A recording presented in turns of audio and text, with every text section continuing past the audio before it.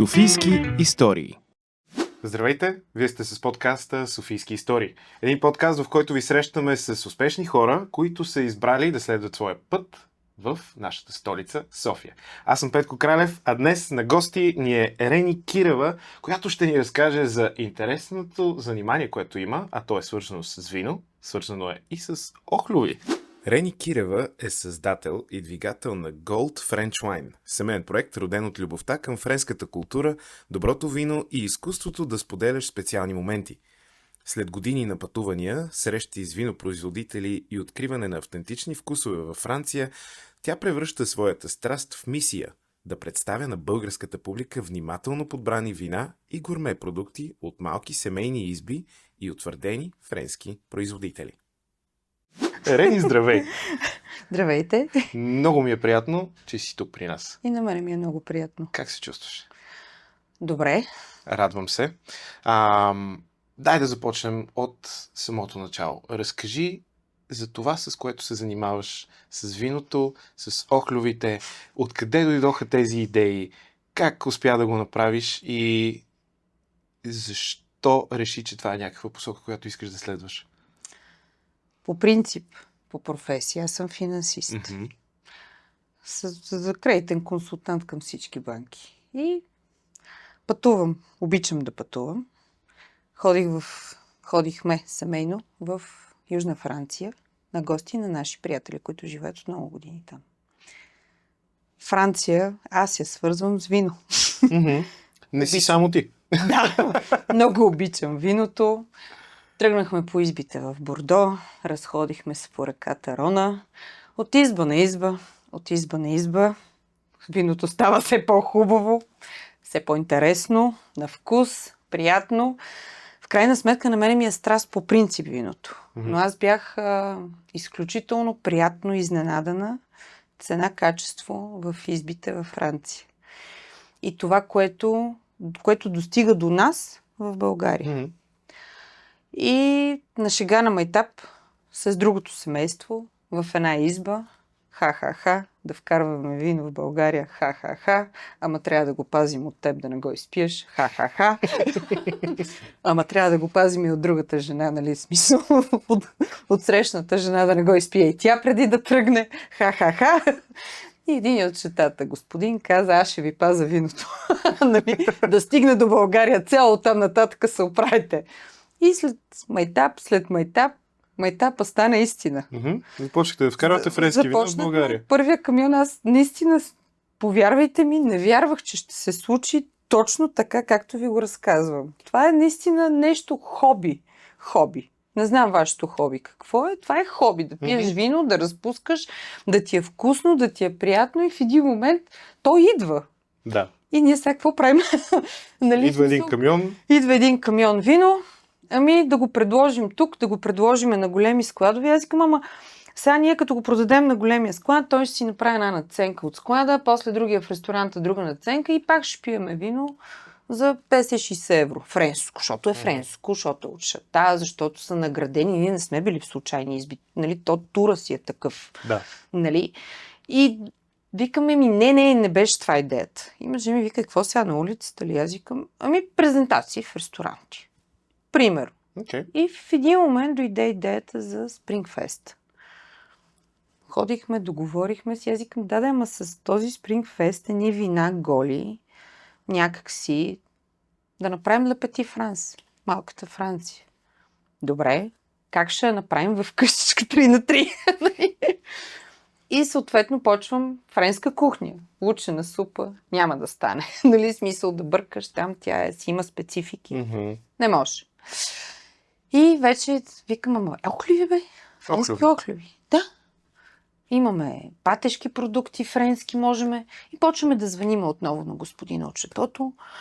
Може ли да ни изпратите с камиона с бялото вино? Моля ви се, нали, смисъл патешки продукти, нали, пастети, дроб, нали, охлюви, замръзнали, не замръзнали, нали, ние да ги приготвяме, тафолиота, безе. Той що да ви пращам, като вие си имате? Как така ние си имаме?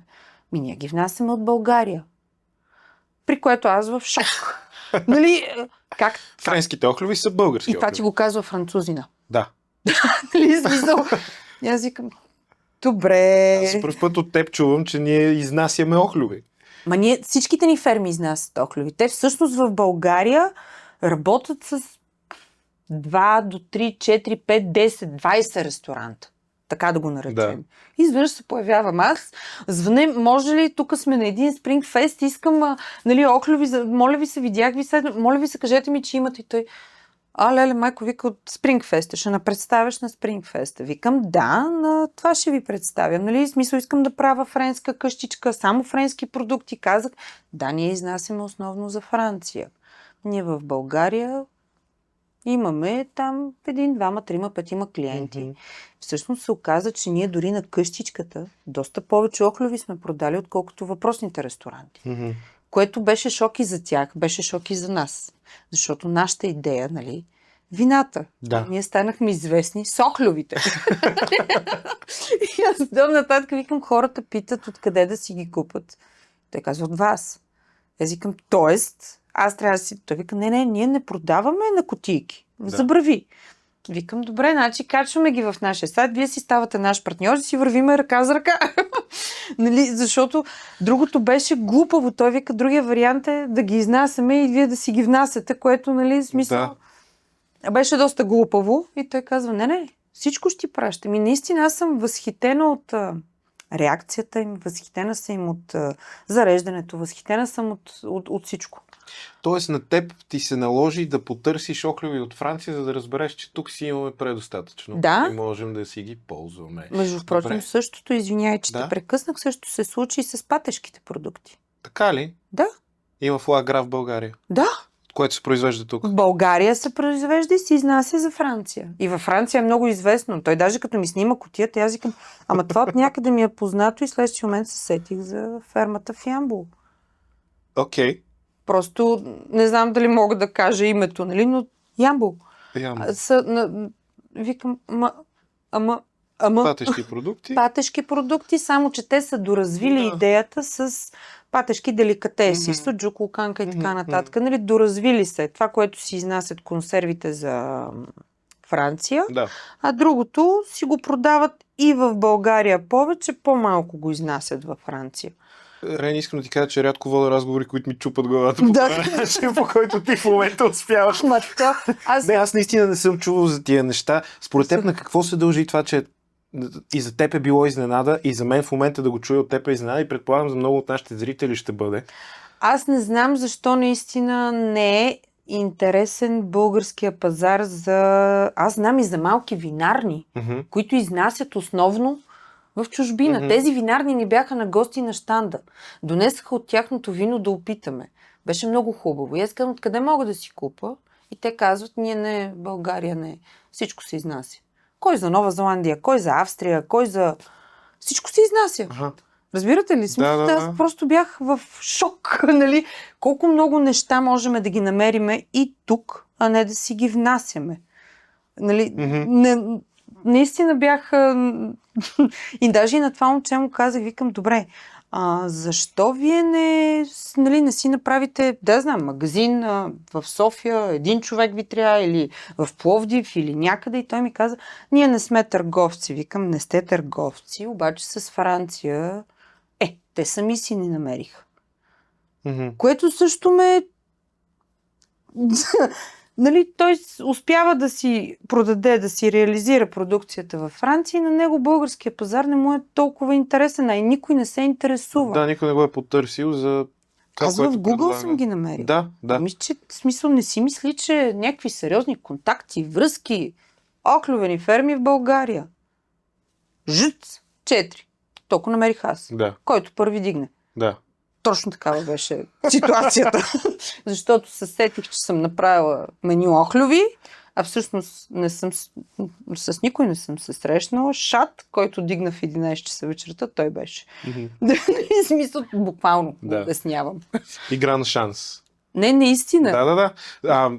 Добре, ти спомена малко преди да започнем разговора, че всъщност културата за ядене на охлюви в България е имало, в момента обаче я няма. Тя тръгва от България. Това пак ще кажа, французи ми го каза. Културата за ядене на охлюви е тръгнала от България. Окей.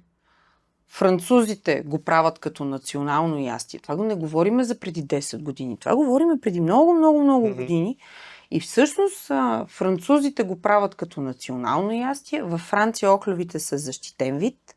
Имат право само отделни частни люпилни. Нямат право, както ние се разхождаме и както наши баби са го правили и прабаби, да събира с престилката, ти ги сготви вкъщи. Да. Това, нали, смисъл, там не можеш да го направиш. Нямаш право, защитен вид са. И те, понеже имат недостиг, заради това почват да си търсят ферми от всякъде. България им харесват най-много. Нищо, че всички казват по френска рецепта, по това, по това. Те предполагам, че не сме само ние, които гледаме охлюви в България, но те определено ценят българските. Нищо, че ги продават за френски. Те, аз си мислех, че и тези от Ямбол и те са френска фирма. Викам, това пате, това. То било българско, просто изнесено и затова на френски. Да. Етикет, викам, боже, ние сме гении всъщност. И какви неща не знаем, освен това. Какви неща не знаем за нас. Да. Не за нас. За нас си, да. И като култура каква сме имали. Защото много деца, между впрочем, на щанда. Много деца. Голям мерак да опитат оклюв. Ами то е нещо нетипично. И интересно. Да, и интересно. Пък децата нямат тая психологическа бариера да пробват някакви. Аз имам и друго обяснение. Да гледаш майка ти как вика и ти да ядеш. Също е. Също, да. Това също го има. Определено. Нали, смисъл, казвам го чисто като...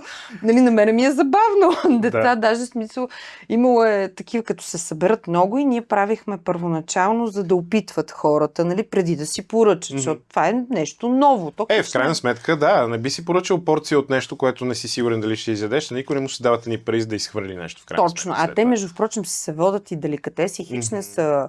Въпреки, че на фона на сандвичи, бургери и не знам си какво, като видях цените, не е чак толкова много. В ресторанти ги продават доста скъпичко. Доста. Нали, видях и 30 евро, и 35 евро. Викам, уау. Нали, чакайте бе. Що така? Да. Нали, то си е нашо. Нашо. Ти го имаш в двора. И ти си го имаш в двора. Да. И ти, нали, смисъл... много е лесно, ако си говорим. Да. Добре, нещата звучат много на майтап от начина, по който ги разказваш. Всъщност, ти все пак имаш някакъв предприемачески дух, защото си намерила някаква ниша. Да. И с френските вина, и с българските охлюви. И с Ла Пети Франс. Да. Има ли някаква формула или нещо като стъпки, които предприемат? Защото гледат ни хора, които най-вероятно някои от тях имат идея за някакъв бизнес, нещо, което искат да започнат, нещо от някъде да искат да тръгнат, за да развият нещо. Имаш ли някакъв съвет за тези хора? Нещо, което ти носиш в себе си, което на теб ти е свършило работа и може би може да се ползва от други хора? Значи трябва да си смел. Трябва да си смел и всяко нещо, което е направено от човек, ти си човек, и също можеш да го направиш. Просто трябва да повярваш в идеята си, да я превърнеш в мечта, да ако щеш и на шега. Когато е на шега, лично на мен, това ми е защитна реакция. Всичко, от което се притеснявам, го обръщам на майтап. Нали, за да на мене да ми изглежда, какво толкова? Взимам ти едно интервю. Голяма работа. Говориш си с Пешо в хола. Нали, голяма работа. Нали, обръщаш го на майтап, за да можеш да се отпуснеш. Да, има трудности. Финансоваш. Някой ще каже, откъде намери пари? Някой ти даде ли? Какво? Както казах в началото, аз съм кредитен консултант. Аз ако не мога да си намеря пари, по принцип. Нали, и да скоча, но винаги риска трябва да е много, много премерен. Колко съм склонен, дори когато идват клиенти при мен, колко съм склонен да изгубя. Нали, ти трябва да си готов за и да имаш, нали, очакванията и да се бориш за върха. Но трябва винаги да си готов психически. Примерно, тия 2000 евро, майната им. Да. Ще ги да го направя. Мога да ви кажа също, че много неща съм направила аз, точно заради финансовата. Много от зоната на комфорт. Сайт. Никога не съм правила сайт. В момента, в който се обадих и питах сайта колко от това си го представям, и ти кажете ни 2000 или 3000 евро или един месец, 2 месеца. Не. предпочитам да ги инвестирам в продукта. Мгм. И сядаш и почваш да се учиш. И е нещо страшно. Едни Убеден съм. безкрайни, безсънни Да. нощи от нещо, което това наистина излизаш от зоната си Да. на комфорт. Но си адски горд, когато си се преборил. Мгм. Нали, смисъл, ти самия надскачаш себе си. В следващия момент брошурки, не знам какво. Ма всичко измислих. Без да го, смисъл, пак на майтап. Все нещо ще измисля. Все нещо, което да привлече вниманието. Нали, това на мене ми куцаше. На мене лично това ми куцаше. На друг ще му куца друго. Мгм. Но въпросът е да се съсредоточиш и кажеш на мен каква ми е целта. В моят случай беше това вино да отида в тази къщичка, да направя тази и тази концепция и да се получи това. То се получи. Но работиш. Упорито. Това ми е целта. Това... Да, безсънни нощи. Да, спи ми се, о Господи, колко ми се спи. Но Мгм. това е моята мечта. Да. Смелост, постоянство и премерени Смел. рискове. Да, премерен. Наистина не можеш да скачаш. Аз имам тази склонност. Да скачам много. Да. Нали, смисъл и в по-дълбоко и да... Имам я тази склонност, но в самото ми образование и самата ми математика ме спират. Мгм. Ясно, И да. това, че имам деца и семейство. Нали. Това е нещо, което ме дърпа леко и ми казва, чакай, я сметни пак. От какво точно можеш да се откажеш? Да. Няма пуша този месец, тия пари отиват там. Мгм. Няма карам кола този месец, тия пари отиват там. Дори до такива неща, смешни съм стигала. То е смешно, наистина.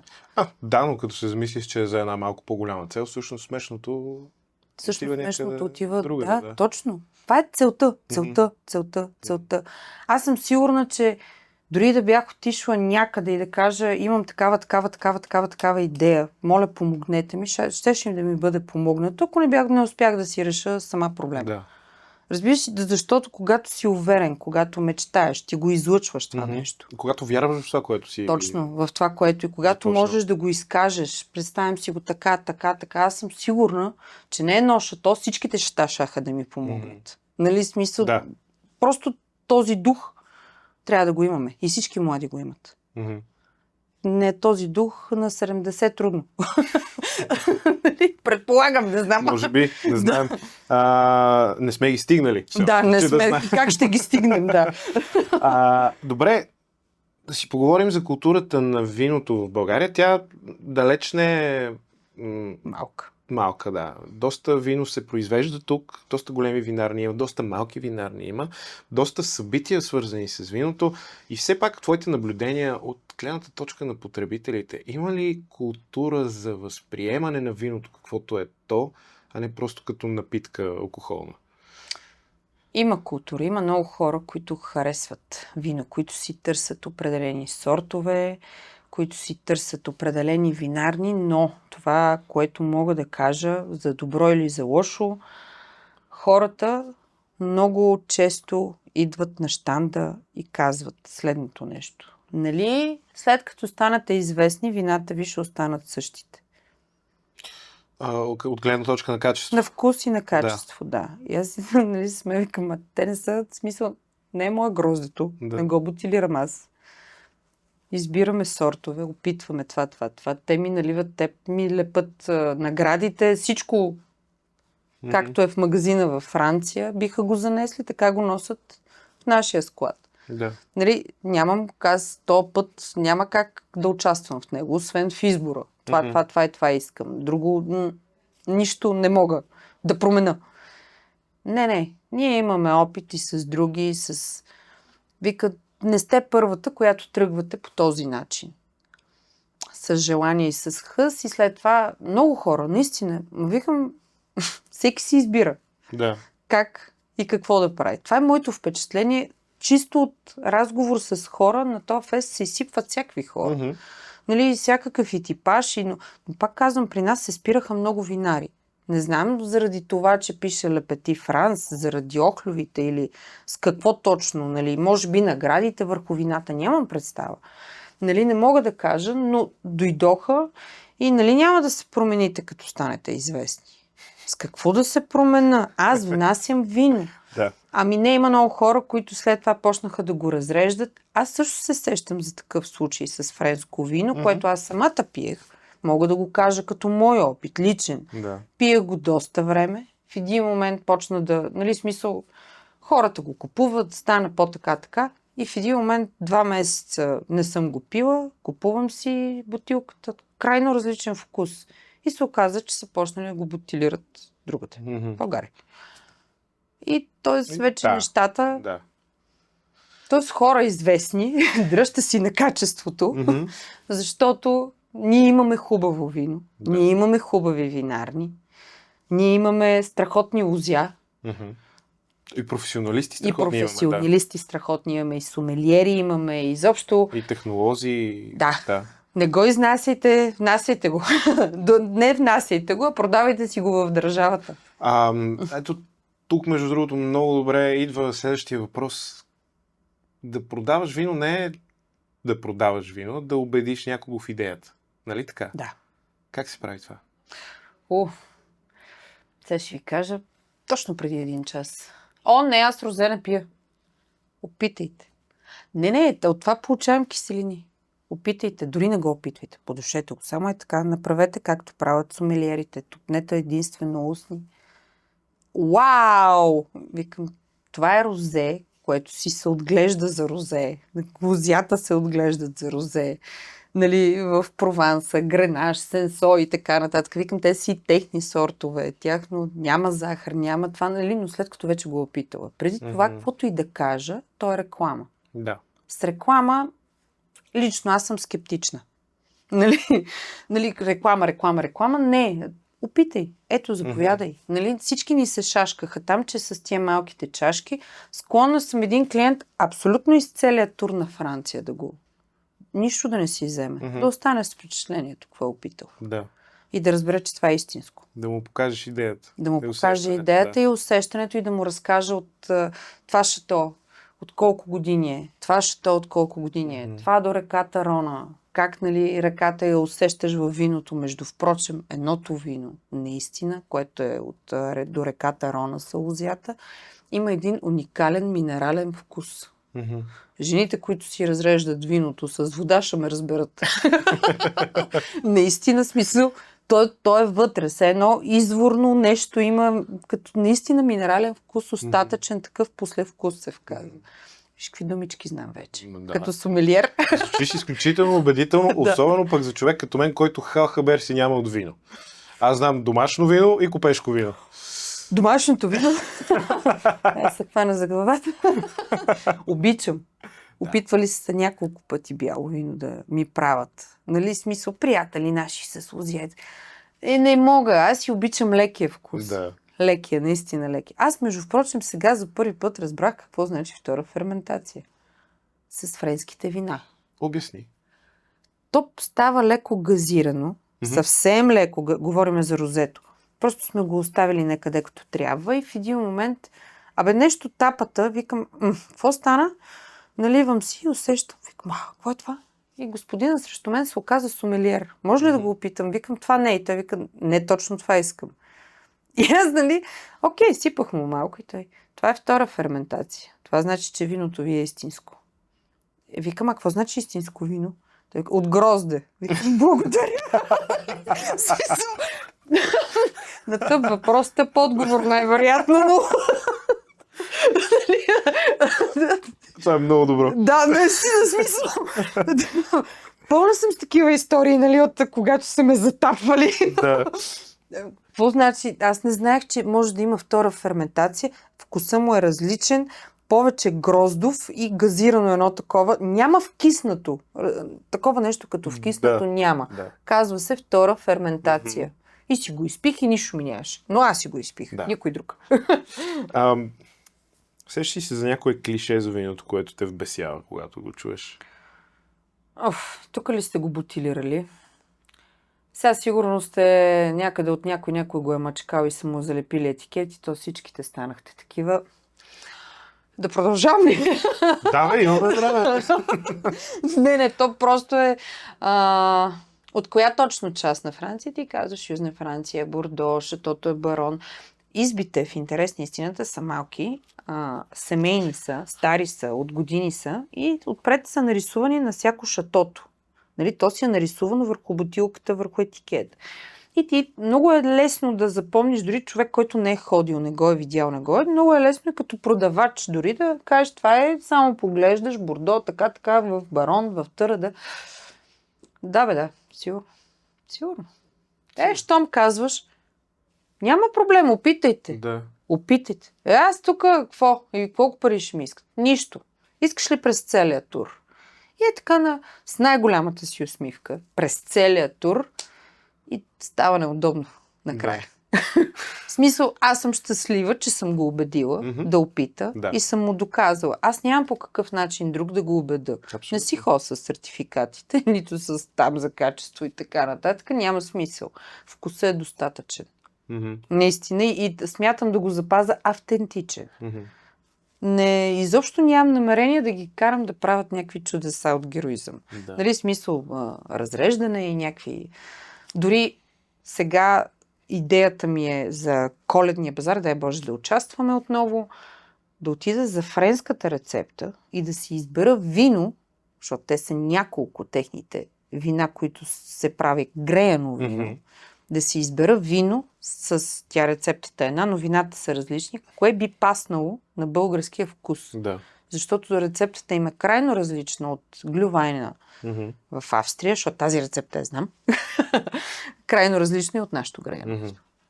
Това е съвсем друг вкус. Те нямат такава култура като немците. Да. Нали, толкова много да го пият. Нали, с такива количества и с такива базари и така нататък, но им е много интересно. Аз го пих един път и казах, това го искам също в България. Но той казва, трябва да се научиш ти. Ако ти ще си на коледния фест, ти трябва да се научиш. Няма как да дойде готово греяно вино оттам, да. Абсурд. Добре. Всъщност, то няма какво да си го представяме. Аз съм човек, който не разбира от вино. Абсолютно смело заявявам този факт.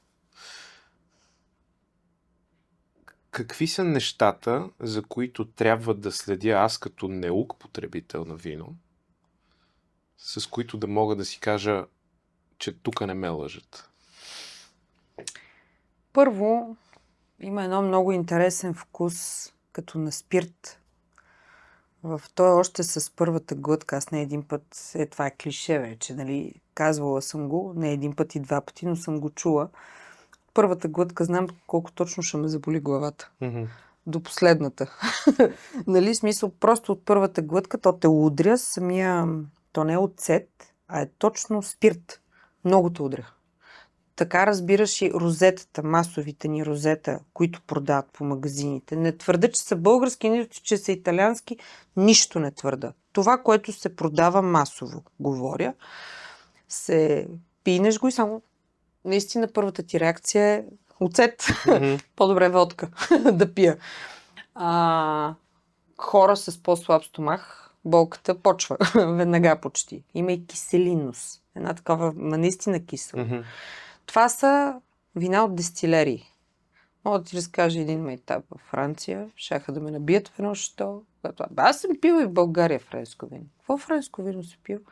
Джибджешане. Какво? Само дето не ме изгониха от шатото. Това е дестилерия, това е завод, няма нищо общо с бъчви, с това. Значи в рамките на 15 минути научих цялата история на виното. Толкова, нали, так. Добре, не съм пила френско вино, никога, заклевам се. Обещавам, може ли да почнем разговора от начало, нали, смисъл? Връщаме назад, не съм казала нищо. Не съм казала нищо, но един даже е така ме гледаш. Пила била френско вино. Аз мислех, че е френско. Може ми вика, по-добре си мълчи. Има си и плодовата нотка. При това в вината, аз сега за първи път, може да е смешно, при положение, че пия толкова много вино и заради това почнахме да го внасяме, пия червено вино. В България червените вина са ми стипциви. Много хора това харесват. Не ме разбирай погрешно, изобщо. Стипциви, тежки и така доста, нали, успивате, тежко ти става, нали, на глава, на всичко. Докато при тях те са мерло и совиньон, нали, в различни как да го кажа, съотношения. Някои са повече мерлони. То е едно такова съвсем леко плодово го усещаш. Ма наистина толкова е леко. толкова е приятно да го пиеш. Може да изпиеш, да речем, една бутилка, защото ние все пак сме българи и си пием. Да. Може да си изпиеш една бутилка, си легнеш и на сутринта да си станеш. Не всеки харесва това. Мгм. Пак го казвам, не всеки харесва това. Това вино е за, как да го кажа, слаби пиячи и ценители. Мгм. Защото имаше един клиент, който дойде. Това вино не го ще да го пия повече. Той ни е редовен. Да. Фест. И аз викам, проблем ли има с виното? Кажете ми, ако това е тъй. След четвъртата бутилка ми стана лошо. Викам, прав си. Пи розе. То ни е най-лекото.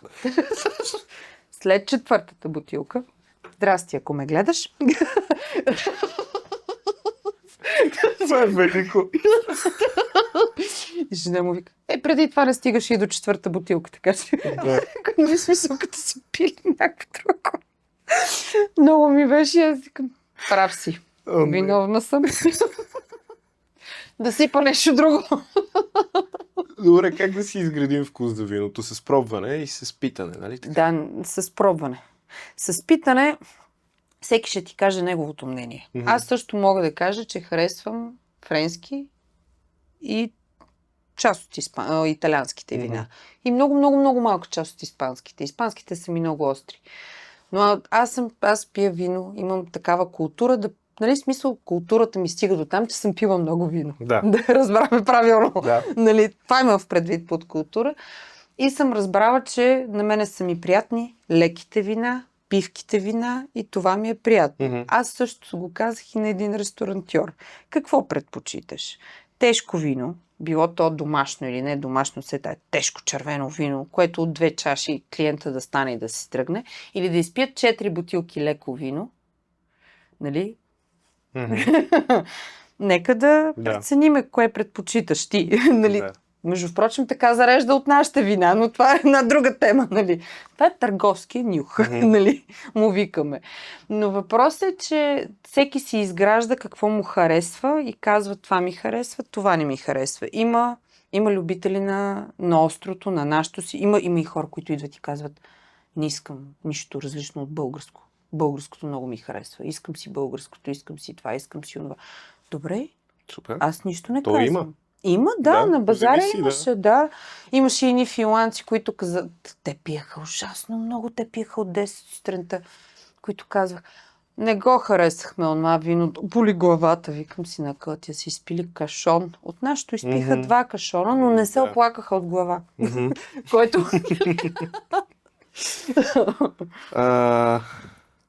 Ох, Забавно е, нали? да, абсолютно. Когато обръщаш нещата на майтап Да, и върви. И да паднеш, защото падаш, със сигурност. няма начин да не падаш. Има моменти на, Боже, как ще се справя? Дали ще се справя? Ами ако не успе, как ние се справя? Или следващия момент просто, как ние се справя? Подява. Защо да не се справя? Какво ми има? Нали, смисъл, ясна ни, нали, смисъл, ни ти какво беше там? На къването на образованието да се предаваш, нали, да лягаш и да казваш, не, няма да стане. Напротив, ще стане. Това е много хубаво, че тръгваме пак в тази посока, защото действително ми се иска... Има хора, които... Споменавам го често, хора, които са млади, които искат да започнат нещо. И не е задължително всъщност млади, но хора, които са в някакъв тип лутане. Дали, какво, как? Има ли смисъл? Трябва ли да се направи крачката? Или да се изложи на нещо сигурно? Ти да Кажи се им изложиш. какво да правят. Ти да се изложиш, можеш и без да правиш нищо. Мгм. Пак можеш да се изложиш. То риск винаги го имаш. Но ако не си пробвал, цял живот ще викаш, ако бях пробвала, какво ли ще застане?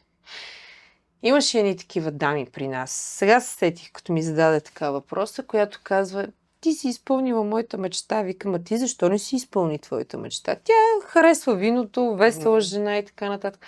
Ами аз останах държавна някаква работа работеше. Викам, ама нали смисъл, харесва ли ти това, което правиш? Не. Викам, а защо го правиш? Ами защото ме е страх. От какво? От провал. Какво значи провал? Че някой ще посочи с пръст, ще каже, ти не успя. Кой? Или в смисъл кое? От кое те е срам? Ми си напусна сигурна, само че ти там си всеки ден от 9 до 5, което на теб не ти харесва. Да. Седиш с, нали, тук месте това, пише или каквото там прави жената, нямам представа. Нали, правиш нещо рутинно, което на теб не ти харесва. Ти всеки ден седиш, прибираш се вкъщи, пиеш си виното и викаш, о, Господи, ако едно време като бях там и бях направила нещо, какво ли щеш да стане сега? Какво постигаш с това? Нищо. По-скоро се сочиш така, виж се. Нали, смисъл, виж се колко си зле. Не. Рискувай. Защо да не рискуваш? Казват, ето и ти го казваш. Може и да в повечето случаи младите са. Аз също съм несигурна. Може да съм щура, бивш спортист, финансист, да имам някакви опити с клиенти тук, там. Окей, но аз имам 2 деца. Нали, семейство, за което отговарям. Имам мъж, пред който отговарям. Нали, смисъл, разчита се по някакъв начин на бюджет на това. Затова казвам, че там е моментът много е тънък на премерения риск. Какво мога да дам и психически, и физически, и финансово, защото те са трите. И колко много го искам това. Когато много го искам, Боже, аз съм убедена в тази идея. То ще стане. Нали? Тогава вече, ако ти се случат на майтап неща, то е още по-лесно. Защото при нас се случиха на майтап. Той каза, добре, и аз се обърнах само. Можеш и да не се обърна, а продължа. Да. Когато ми каза, добре, защото аз викам, ще плащаме с партньорство, да знаеш. И той вика, добре. Моля. Смисъл? Нали, ама това е наистина майтап. Сега си представи, че ние сме били в тази винарна и сме пили. Ти даже вече си на някакъв градус. Нали, слушаш, какво? Чакай, това не е за тебе разговор, мъжа ми. Чакай. Сега ще разберем какво има в предвид човек. Нали? И го е. И ето го е. Нали? Смисъл, не ми е първият случай, в който от майтап се случва нещо. Аз по-скоро мога да кажа, че на младия човек, че трябва да е готов за успех. Да го понесе. Знаеш, и наскоро водих разговор с някой, точно така, Ясен Гешев, който в едно събитие на Столична община си говорихме за успеха и той каза изречението успеха е неизбежен. Въпросът е да можеш да го понесеш. Да. Защото той има и така. И плюс-минус, това исках да кажа. И човек трябва да не губи себе си там. Трябва да си спомни защо го прави. Нека си представим сега, че аз имам вече съм официален носител на тия 20 шата. Нека си го представим. Нека. Официален, заляли сме пазаря. На ресторант имаме, винарна имаме. Нали, в смисъл, не знам в каквото, при всеки е различно измерването. Намерила съм си хора, които да работят с нас. Аз работя с тях или, примерно, другия вариант, в който аз не работя при тях, седа си в шатото във Франция, там някъде съм си и само викам, тия цифри не ми харесват. Тоест, губиш мечтата. Да. Ти просто само береш от нея. Много е важно да се грижиш постоянно за тази мечта. Това лично аз съм си го оценила като мой минус, че не съм го направила някога, когато е трябвало да го направя. Не можеш само да береш. Трябва да гориш мечтата ти. Това е твоята мечта и на никой друг. Колкото и пари да даваш, на който и да даваш управител, сервитьор, все тая, нали, това не е твоята мечта. Не е тяхната, това е твоята.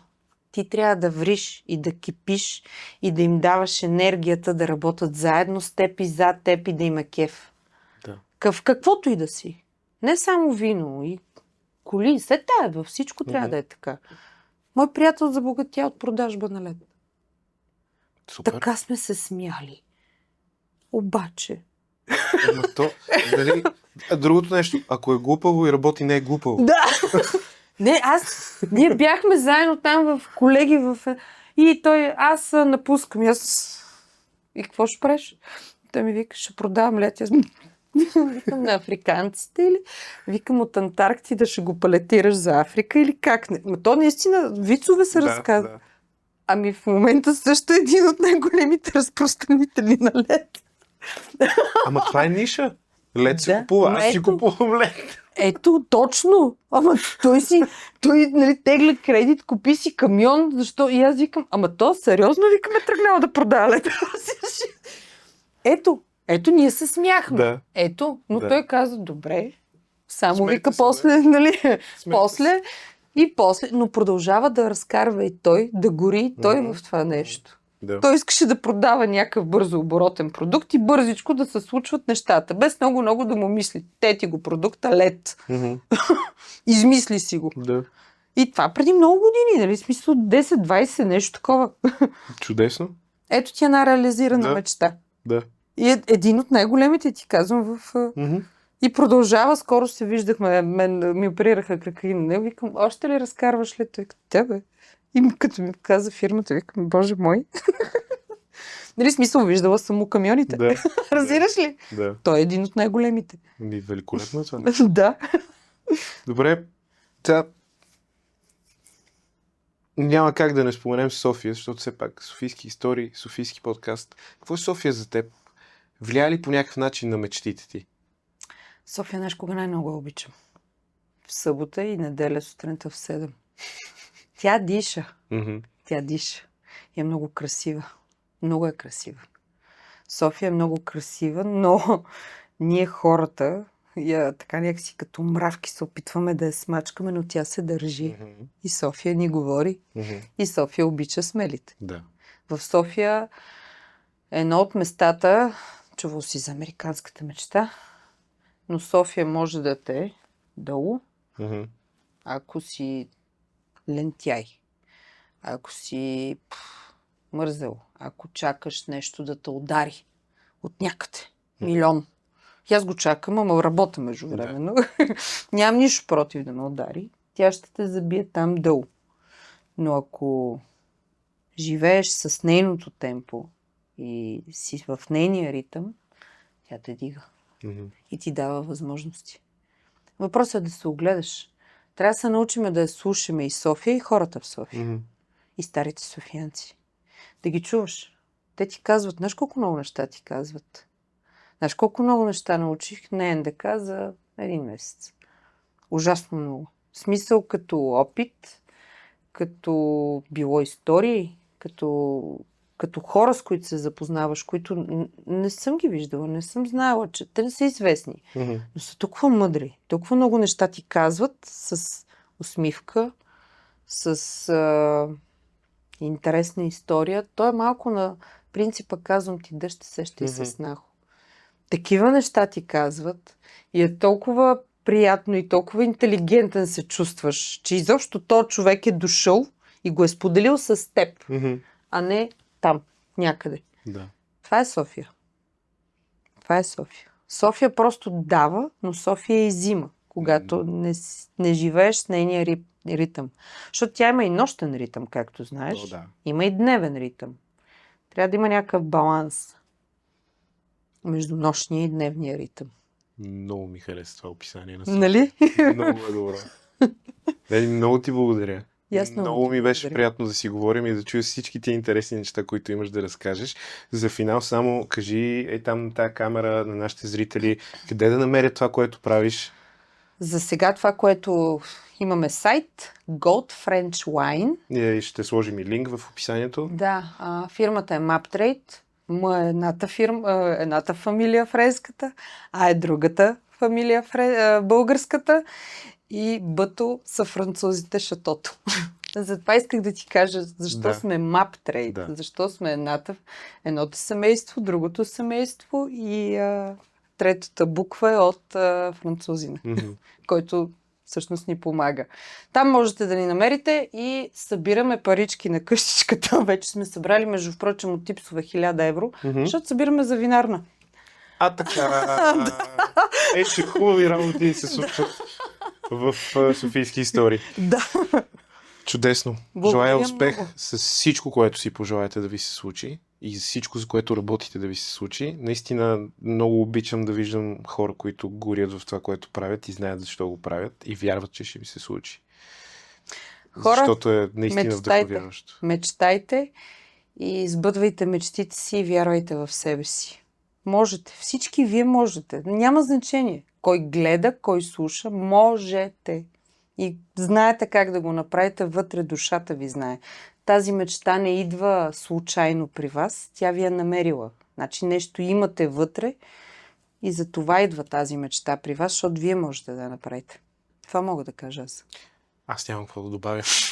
Благодаря много. И аз много благодаря. Благодаря на нашите зрители, които са останали до края или са минали дори за малко. Гледайте Софийски истории в YouTube канала. Всяка седмица излизат нови епизоди. Всяка седмица имаме страхотни и вдъхновяващи гости. Така че ви очаквам отново следващия път. Чао за сега!